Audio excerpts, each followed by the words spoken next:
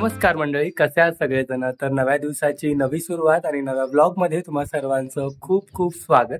तर सध्या मी आहे माझ्या सासरवाडीमध्ये आणि हा जो ब्लॉग असणार आहे तो असणार आहे आमच्या लग्नाच्या वाढदिवसाचा ब्लॉग. तर प्रियंका आणि चार्वीला मी घ्यायला आलोय. तो आजच्या दिवसात काय काय होणार आहे, आम्ही आमचं लग्नाचा वाढदिवस कसा सेलिब्रेट करणार आहे ते आपण आजच्या ब्लॉगमध्ये बघूया. सध्या मी तुम्हाला दाखवतो चार्वी आणि प्रियंका काय करते. चल. अरे बघा, इकडे चाललोय चार्वी. चार्वी काय करते बाबू तू?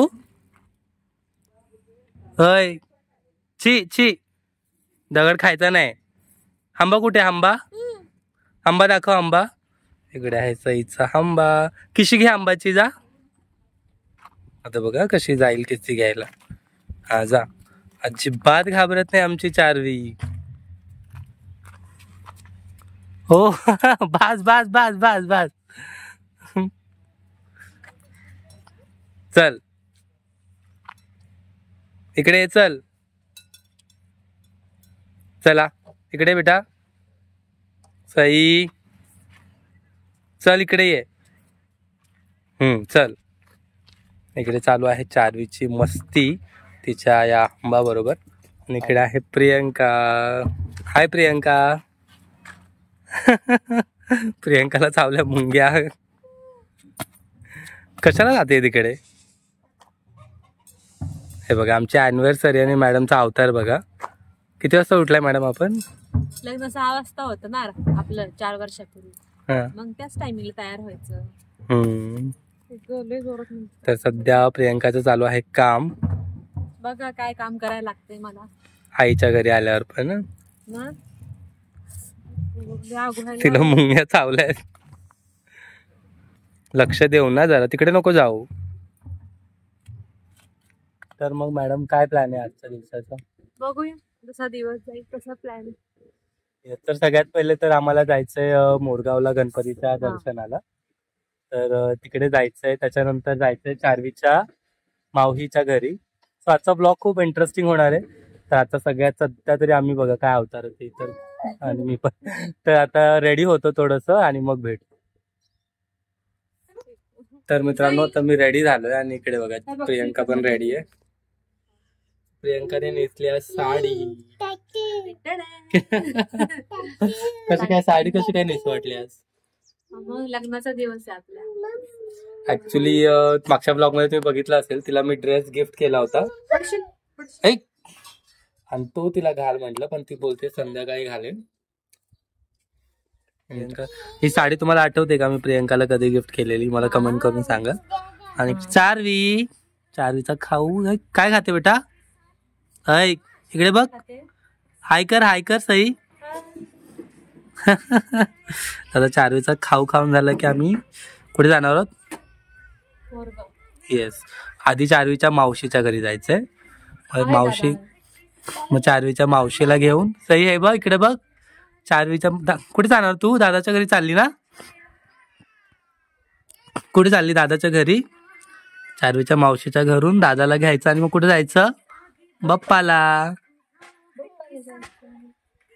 बघा मला प्रियंकाने वेडिंग अॅनिव्हर्सरीचं गिफ्ट दिलंय. तर त्याची घडी मोडतो. धर घड्याळ.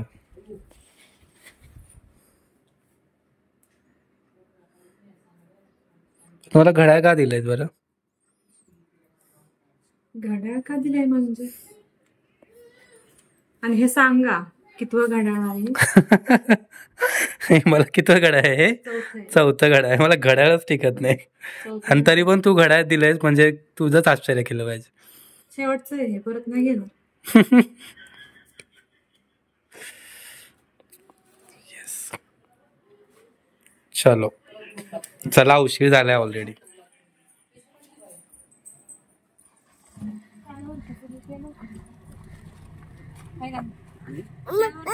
हा चला. हा जा. चला सगळ्यात पहिले जायचंय चार्वीच्या मावशीच्या घरी. मग ते बाप्पाला जायचंय.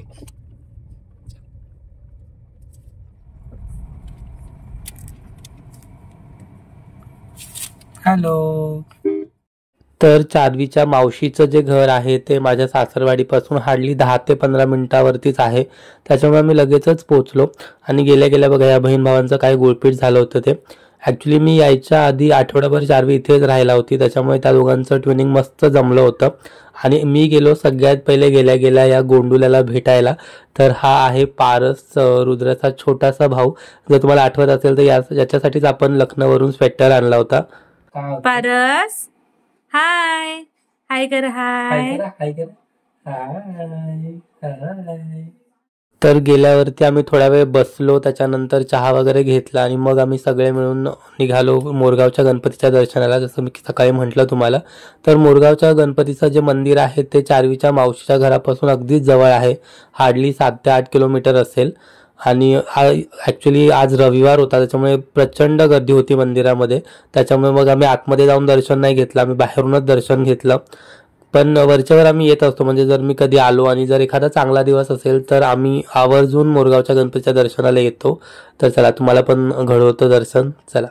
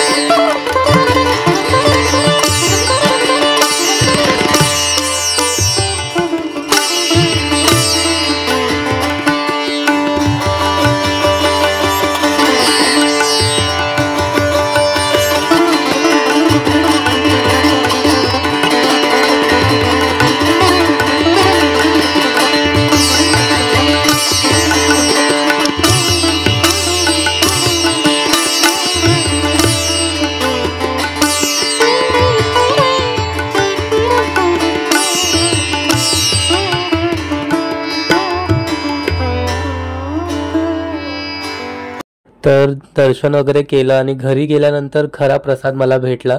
तर चार्वीच्या मावशीने आम्हाला ॲनिव्हर्सरीचं गिफ्ट घेतलं होतं आणि हे त्यांनी तिथून मंदिरातूनच घेतलं होतं, पण कधी घेतलं हे आम्हालाच कळलं नाही आमच्या नकळत. आणि मला खरं सांगा, याच्यापेक्षा सुंदर गिफ्ट काय असू शकतं का?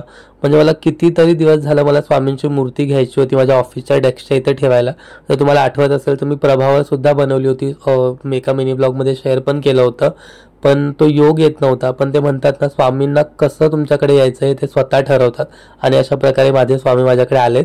तर दुपारी खूप भूक लागली होती, त्याच्यामुळे कारण सकाळी आम्ही फक्त ब्रेकफास्ट करून घरून निघालो होतो, त्याच्यामुळे प्रियंकाच्या मावशीने मस्त असा मसाले भात बनवला होता दुपारच्या जेवणामध्ये.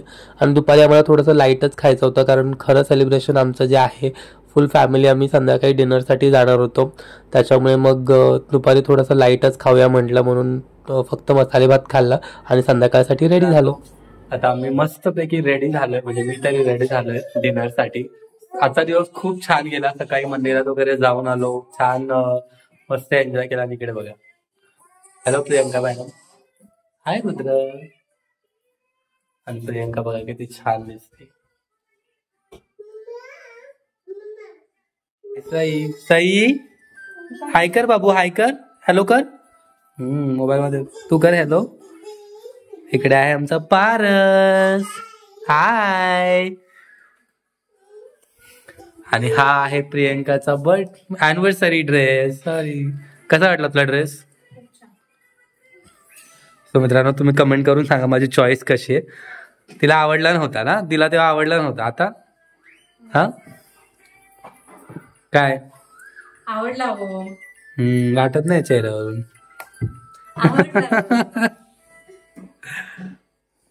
मित्रांनो, आता आम्ही निघालोय फॅमिली बरोबर डिनर साठी, जवळच जाणार आहे. तर बघूया आता, म्हणजे आम्ही पण कुठे जाणार आहे माहित नाही आमच्यासाठी, पण ते सरप्राईज आहे. सो लेट्स गो, तुम्हाला दाखवतो कुठे चाललंय.